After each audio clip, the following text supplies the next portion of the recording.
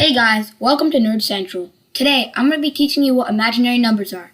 Hope you enjoy. Now let's get into the video.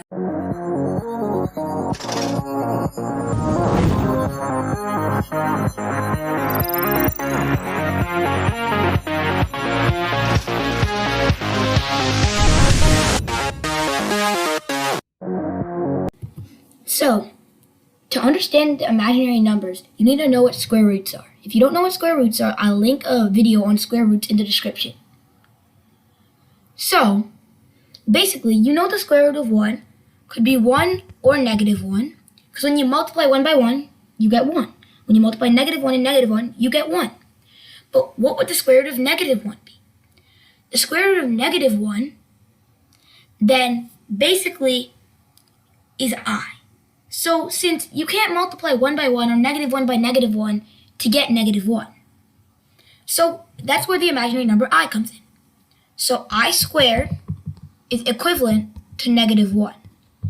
And to find the square root of any negative number, you just make it positive. So, let's take square root of negative 16. So, you make it positive. So, we have the square root of 16. And find out what that equals. Okay, so it's 4. And then you multiply it by I, so you get 4i.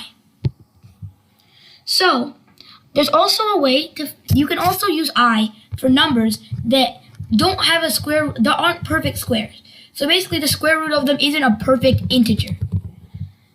So what about the square root of negative 2? So, the square root of 2 is equal to root 2. There's no way to simplify it. It's just root 2. So the square root of negative 2 is multiplied by I. It would just be I.